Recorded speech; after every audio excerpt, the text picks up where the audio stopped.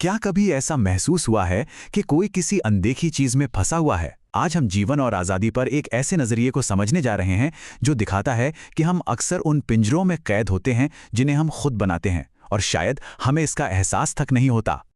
इस पूरी पड़ताल का दिल, जानते हैं, एक बहुत ही मजबूत मेटाफोर में छिपा है।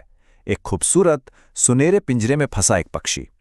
और ये कहानी सिर्फ एक पक्षी की नहीं है, बल्कि हम सब की है, जो आराम और सुरक्षा के बदले अपनी उड़ान भरने की काबिलियत को ही भूलने का खतरा उठाते हैं। जरा सोचिए, एक ऐसे पक्षी के बारे में जिसे एक सम्राट ने सोने के पिंजरे में रखा है।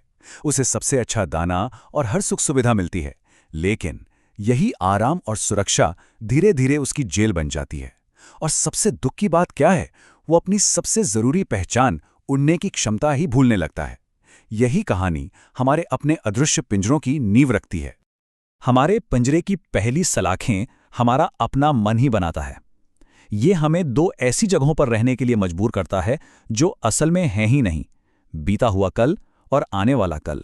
अतीत की यादों और भविष्य की चिंताओं में उलझकर हम उस अकेले पल को खो देते हैं जो सच है, यानी कि अभी, अ प्रेजेंट मोमेंट। और देखिए, ये सिर्फ एक इंसान के लेवल पर ही नहीं होता। जब हम इस सोच को बड़े पैमाने पर देखते हैं तो पता चलता है कि पूरी की पूरी संस्कृतियां भी इसी तरह के दिमागी जालों में फंसी हुई हैं। समाज भी दो तरह के पिंजरों में जीता है। एक सोच कहती है कि हमारा स्वर्ण युग या गोल्डन एज तो अतीत में था और भविष्य में सिर्फ निराशा है। वहीं दूसरी सोच एक परफेक्ट भविष्य का सपना देखती है। अब देखने में तो ये दोनों बिल्कुल अलग लगती हैं, है ना? लेकिन दोनों में एक बात कॉमन है, ये दोनों ही आज की कीमत पर जीती हैं और इस तरह असलियत से दूर हो जाती हैं।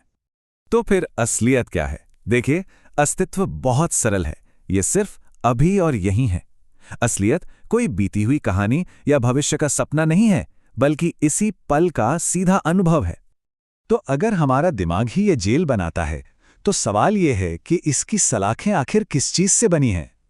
तो सोर्स मटेरियल के हिसाब से ये सलाखें उन नियमों, विश्वासों और सिस्टम से बनी हैं जो हमें समाज से विरासत में मिलते हैं। यहां धर्म को लेकर एक बहुत गहरा सवाल उठाया गया है। क्या धर्म सिर्फ शास्त्रों को रटना और लोगों को जैन, मुस्लिम, ईसाई जैसे लेबलों में बांटना है, जो अक्सर लड़ाई झगड़े पैदा करता है? या फिर सच्ची आध्यात्मिकता ध्यान और प्रेम के जरिए एक यूनिवर्सल एक्सपीरियंस है जो हमें बांटने के बजाय जोड़ता है? हमारे पिंजरे की एक और सलाख है विश्लेषण, यानी एनालिसिस करने की आदत। ये हर चीज को उसके छोटे छोटे टुकड़ों में तोड़ने की एक तरकीब है। ऐसा करके हम शायद चीजों को समझ तो लेते हैं, लेकिन उसके जादू और गहरे मतलब को हमेशा के लिए खो देते हैं। ये उदाहरण बड़ा कमाल का है। ये दिखाता है कि एनालिसिस कैसे जादू को खत्म कर देता है। कल्पना कीजिए कि कोई एक खूबसूरत झरना देखता है और बस मंत्र मुग्ध हो जाता है, लेकिन फिर उसका दिमाग कहता है, अरे ये तो बस पत्थर पर गिरता हुआ पानी है। बस उसी पल उसका रहस्य और उसकी खूबसूरती गायब हो जाती है। बात समझ में आ गई, पर जो महसूस होना था वो हो गया। तो सबसे बड़ा सवाल, अगर हम इन पिंजरों में रहते हैं तो हमें चाबी कैसे मिलेगी? अच्छी बात यह है कि इस पिंजरे की चाबी कोई बहुत मुश्किल थियरी नहीं है।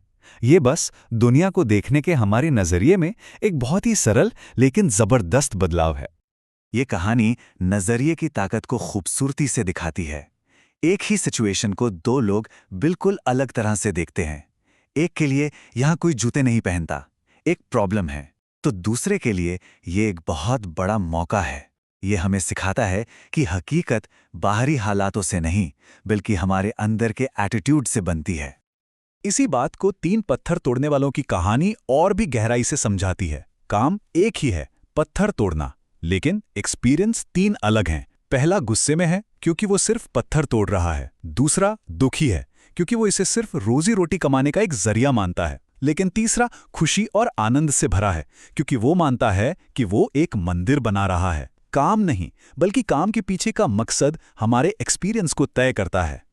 और यही कहानी हमें सोचने पर मजबूर करती है, क्या कोई इंसान सिर्फ पत्थर तोड़ रहा है या कुछ महान बना रहा है? ये सवाल हर किसी की जिंदगी पर लागू होता है। और अब आते हैं चाबी के दूसरे आधे हिस्से पर, और वो है ना जानने की स्थिति को अपनाना। ज्ञान का पागलपन, मतलब ये वहम कि हमारे पास सारे जवाब हैं, आजादी की राह में सबसे बड़ी रुकावट है। मतलब जिस पल हम ये जिद छोड़ देते हैं कि हमें सब कुछ पता है, बस उसी पल जिंदगी का असली रहस्य खुलता है। जब हम दूसरों के दिए जवाबों को छोड़ देते हैं तो हर चीज नई और अद्भुत लगने लगती है। और यही हैरानी की भावना हमें जिंदगी को सीधे अनुभव करने का मौका देती है। तो ये आज़ाद जिंदगी कैसी दिखती है? इसका मतलब दुनिया से भागना नहीं है, बल्कि दुनिया के साथ अपने रिश्ते को बदलना है। यहाँ इटर्निटी या अनंत काल की एक नई परिभाषा दी गई है।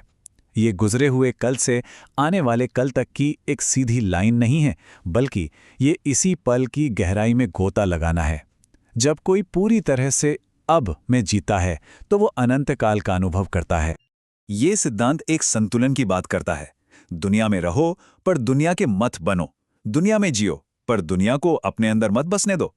इसका मतलब है जीवन की चुनौतियों का सामना करो पर एम्बिशन और लालच को अपनी मन की शांति भंग ना करने दो। कमल का फूल इस अवस्था का सबसे सुंदर प्रतीक है। वो कीचड़ में उगता है लेकिन हमेशा उससे अनटच्ड और पवित्र रहता है। बिल्कुल इसी तरह आज़ाद इंसान दुनिया की उथल-पुथल के बीच रहते हुए भी अपनी अंदर की शांति और पवित्रता बनाए रखता है। आखिर में इस पूरी फिलॉसफी को 4 स्तंभों में समझा जा सकता है। यह यात्रा शुरू होती है जीवन को हाँ कहने से, हर चीज का बिना शर्त सम्मान। इससे ध्यान का जन्म होता है, यानी दुनिया में रहते हुए भी उससे अछूता रहना। ध्यान का नेचुरल रिजल्ट प्रेम है। और अंत में चौथा स्तंभ है जो एक ऐसा अनुभव है जिसे शब्दों में बताया नहीं जा सकता, परमात्मा का अनुभव। आखिरकार ये दर्शन हमें खुद का निर्माता बनने की कला सिखाता है।